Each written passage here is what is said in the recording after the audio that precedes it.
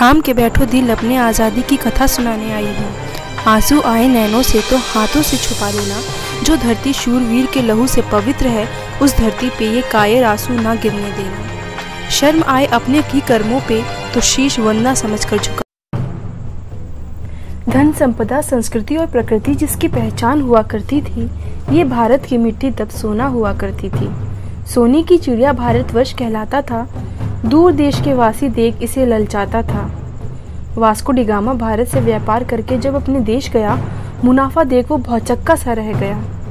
खर्च छोड़ दिए, निजी खर्च छोड़ दिए, तब भी मुनाफा कुल 60% था। इस आश्चर्य का ढिंडोरा देखते देखते चारों ओर फैल गया। व्यापारी का सपना अब भारत से व्यापार करना हो गया। आए पुर्तगाली, फ्रांसीसी, अब अंग्रेजों की बारी थी। एक-एक की झोली सोने चांदी से भरती जा रही थी। संसाधनों और व्यापार में एकाधिकार की लड़ाई छिड़ गई। आपसी रंजिश में इन विदेशियों ने तलवार तान ली।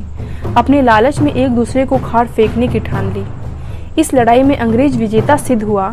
भारत में जमने का संकल्प और दृढ़ हुआ। व्यापारी बनकर रहना इसको कहाँ रास आने वाला था। भीतर भीतर इसकी मंशा भारत को हथियाना था। अखंड भारत का स्वरूप कई रजवाड़ों, रियासतों, कबीलों में बटा था। भारत का ये सुंदर रूप इसको खटक रहा था। ये सत्ता का कांटा इसकी आंखों में चुभ रहा था। हमारे राजाओं संग खूब भ्रष्ट राजनीति खेल रहा था। व्यापार की आड़ में किलेबंदी करने लगा। गलत मांग पूरी करने की धमकी देने लगा। व्यापार की आड़ में किलेबंदी करने लगा, गलत मांग पूरी करने की धमकी भी देने लगा। 1761 तक आते आते मुगलों की पकड़ ढीली हुई। इन अंग्रेजों ने दिल्ली के सिंहासन पर बैठ अपनी मंशा पूरी की। मुगलों ने जो विशाल साम्राज्य भारत में फैलाया था, इनके बाद वास्तविक रूप से फिर कोई शासन न कर पाया था। मुगलों के पतन से कई शक्तियां अस्तित्व में आईं, जैसे बंगाल, अवध और हैदराबाद।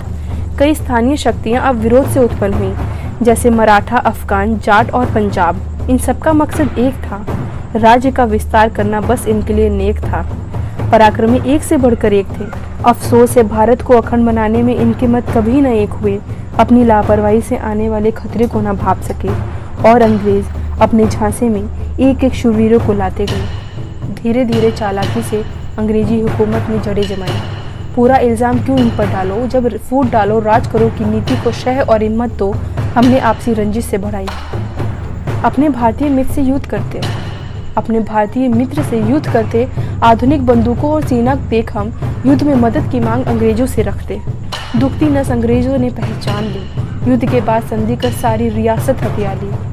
अंग्रेजों की नीयत हमें अब भी समझ न आई। अपने घर में खुद हमने आग लगाई। रजवाड़ों को हथियाना इसने अपना पहला लक्ष्य किया। राजाओं को अपने रजवाड़े और जनता से अलग किया। जबरन युद्ध की संधियां थोपता गया। अपने राज्य में राजा आम बनकर रहने लगा। राजस्व के नाम पर बस पेंशन मिलने लगी। राष्ट्रीय खजाने और राशि भी अंग्रेजी गिरफ्त में आने लगी। अखंड भारत के हित में कौन सोचता था। अपने आप को बस रजवाड़े तक ही सीमित रखता था। भारत की धन संपदा एक एक लूटकर अपने घर भेजता गया। किसान अपनी जमीन कर्ज में डूबकर छोड़ता गया। ऊंचे करों और लगानों ने कहर भर पाया। भूराजस्व के नाम पर भूखे किसान से रोटी छीनता। अन्नदाता के घर जब अन्न नहीं तो भारत कैसे फल फूलने वाला था।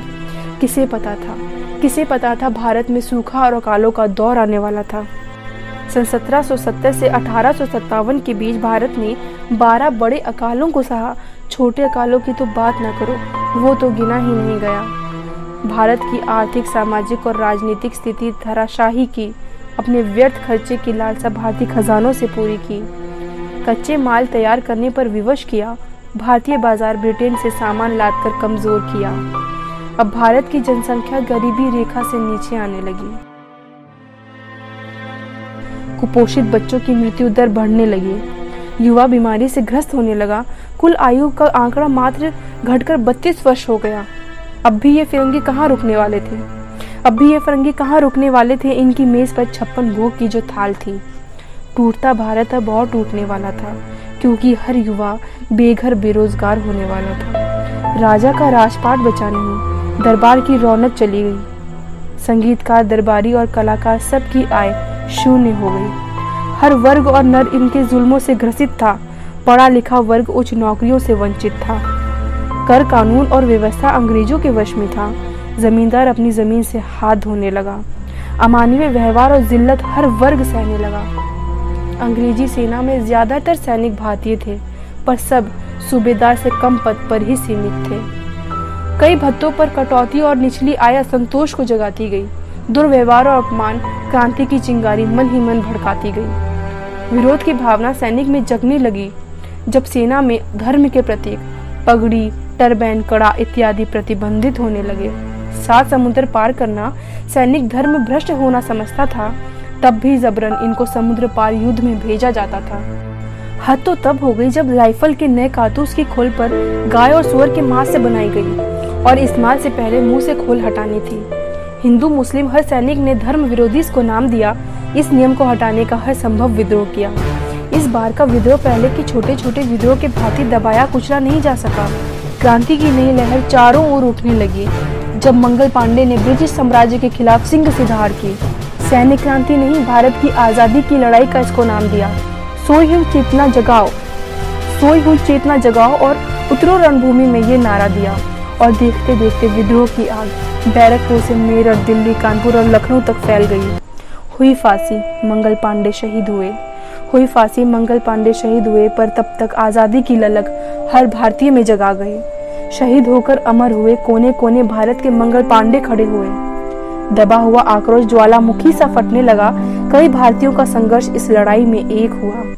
झांसी की रानी के दत्तक पुत्र को उत्तराधिकारी मानने से अंग्रेजों ने इनकार किया। हड़प कूटनीति से झांसी को रानी से छीन लिया। कुछ ऐसा कानपुर में नाना साहब के साथ हुआ, जो आखिरी पेशवा बाजीराव द्वितीय के पुत्र थे। उत्तराधिकारी मानने से इनकार किया। सारा राजपाट छीन केवल बिठूर थमा दिया।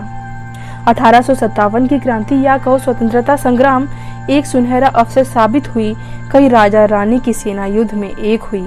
हौसले, विश्वास और साहस ने जंग छेड़ दी। इन वीरों की तलवारों को कौन काट सकता था? इन वीरों की तलवारों को कौन काट सकता था? कैसे जीतते ये जंग जब अपने ही गद्दारी का धोखा देने वाला था? शहीद हुई रानी झांसी, शहीद हुई रानी झांसी, शहीद हुए कई क्रांतिकारी, किंतु बाकी था जोश अभी कि अब रुकेंगे नहीं, किंतु बाकी था जोश अभी कि अब रुकेंगे नहीं। इन बहादुरों का बलिदान हम व्यर्थ ना होने देंगे, इन बहादुरों का बलिदान हम व्यर्थ ना होने देंगे। फिर सबको गुलामी की नींद ना सोने देंगे। अब भारत जान चुका था अपना मकसद, अब भारत जान चुका था अपना मकसद कि स्वराज के लिए लड़ जाएंगे आखिरी दम तक। कोड़े डंडे न जाने क्या क्या, कितने कितने पीठ पर सितम सहे। काल कोठरी और जंजीरों से भी न कोई डरे। ब्रिटिश साम्राज्य हिल गया, ब्रिटिश साम्राज्य हिल गया। कैसा मंजर था, चारों ओर उठा धुआं। कांपी अंग्रेजी सेना अपना बल का प्रयोग किया और इस क्रांति को बेरहमी से दबा दिया। ये क्रांति दब गई पर खत्म ना हुई थी। आज़ादी अब आंखों में बस गई थी। ये क्रांति दब गई थी पर खत्म ना हुई थी। आज़ादी अब आंखों में बस गई थी। आया 1885 और भारतीय कांग्रेस का गठन हुआ। बातचीत और राजनीतिक संधियों से आज़ादी का काम शुरू हुआ। आज़ादी के परवानों के मत अलग हुए और क्रांतिकारी नरम दल और गरम दल में बट गए। गरम दल को रास न आया ये आज़ादी के लिए इंतजार। शुरू कर दिया इन्होंने इनकलाब। लाठी, डंडा, बंदूक जो मिला शस्त्र इन्होंने उठा लिया। बूढ़े बच्चों को भी अपने जोश में जमा किया। अब हर घर ये चूल्हों की आग से ज्यादा, अब हर घर चूल्हों की आग से ज्यादा मशाले जलाया करता था। आज़ादी का दीवाना आज़ादी के गीत सरेआम गाया करता था। आज़ादी का दीवाना आज़ादी के गीत सरेआम गाया करता था। ना सहता अब गुलामी का एक भी कानून, हंसते हंसते सूली चढ़ जाया करता था। जनवरी 1915 में गांधी जी भारत आए। नई विचारधारा संग लाए, साथ लाए रंगभेद से लड़ने का अनुभव। एक कर दिया अपने संग देश का हर वर्ग। सत्य अहिंसा की भावना ये रखते। आज़ादी की लड़ाई अनोखे ढंग से लड़ते। याद करो वो सन 1930 जब नमक बनाने के दमनकारी कानून के खिलाफ आवाज उठाई थी। साबरमती आश्रम से दाड़ी में अरब सागर तट 24 दिन तक पैदल यात्रा की थी। खुद नमक बना कानून का उल्लंघन किया था, फिर कारगर हंसते हंसते कबूल किया था। खुद नमक बना कानून का उल्लंघन किया था, फिर कारागर हंसते हंसते कबूल किया था। अपनी लाठी पे जनता का भार उठा लिया था, अपनी लाठी पे जनता का भार उठा लिया था। भारत छोड़ो, सविनय अवज्ञा और खिलाफत आंदोलनों के दौर से पूरे देश में एकता का नया इतिहास रचा था। हिल चुका था ब्रिटिश साम्राज्य, हिल चुका था ब्रिटिश साम्राज्य, जड़ें उखड़ चुकी थी इन फिरंगियों की। फिर चाल चली अपनी धूर्त नीति की, फिर डाली फूट धर्म के आधार पर। कबूल किया मोहम्मद इकबाल का प्रस्ताव मुस्लिम राज्य का और जन्म दिया पाकिस्तान की सोच का। खत्म हुआ सबका इंतजार, खत्म हुआ सबका इंतजार। आज़ादी का सूरज निकला हरा कर मुश्किलें हजार। दिन था 15 अगस्त 1947, लाल किले में फहराया गया भारतीय तिरंगा। दिन था 15 अगस्त 1947, लाल किले में फहराया गया भारतीय तिरंगा। फक्र से झूमकर और बजाकर ताली। राष्ट्रगान से गौरवान्वित हुआ देश का बच्चा बच्चा और नर नारी। राष्ट्रगान से गौरवान्वित हुआ देश का बच्चा बच्चा नर नारी। जय हिंद।